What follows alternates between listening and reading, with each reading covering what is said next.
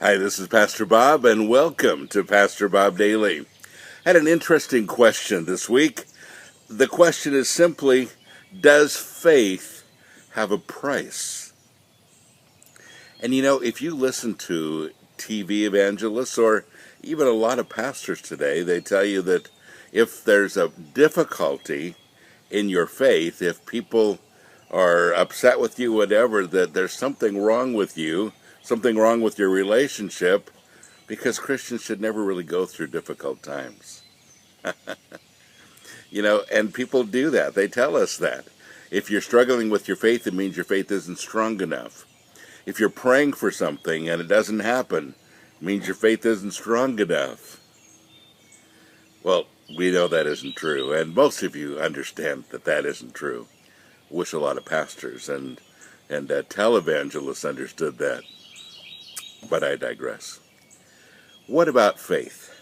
And does it have a price? Well, Jesus paid the ultimate price for us, and he gave us an example of what sometimes happens when you believe something to death.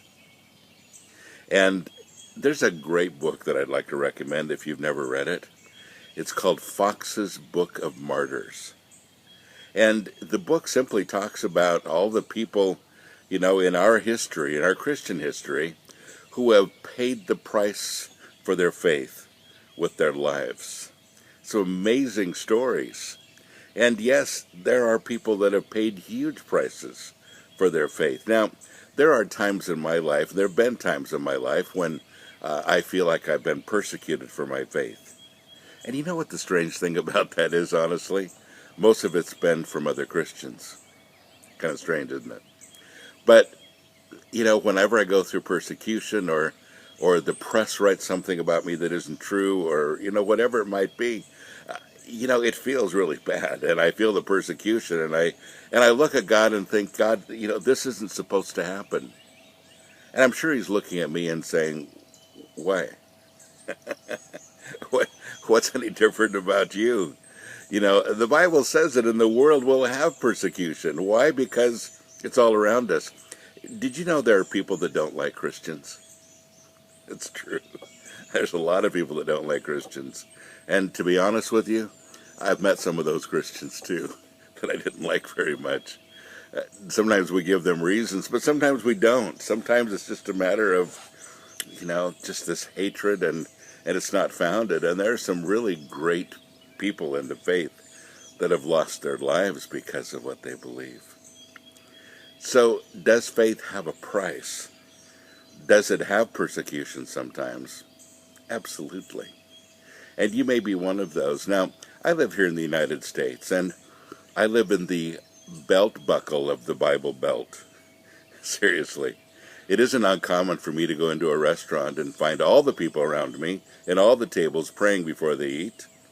It isn't uncommon for me to go to Starbucks and see a group of men in the corner who are having a Bible study and praying. Those things are not uncommon because they happen all the time here. Now, some of you are saying that would never happen in my country. That never happened in my city. And see, you know differently. And for some of you, you live in a country where you go through persecution and misunderstanding when you say I'm a Christian, because some people can't believe that you'd be so stupid as to be a Christian. And so that persecution still does go on. There are people that still do judge it. And yet, folks, we've always paid the price for things we believe, whether it's our faith or whatever it is. And if you believe in something strong enough, you stand for it. Now let's talk about the word believe again. And you remember that the word believe, as it pertains to a Christian's belief in Jesus Christ, means three things from the original Greek: to trust in him, to rely on him, and to cling to him. You see, faith is something that involves some emotion and some action on my part. And when I feel that way about my faith, I respond.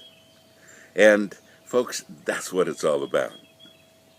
Faith becomes passionate when it's something that you believe in, something that is in your heart, something that compels you in everything that you do. Would you die for that kind of faith? Well, if you're doing it right, yeah. I hope that helps. God bless you. Have a great day.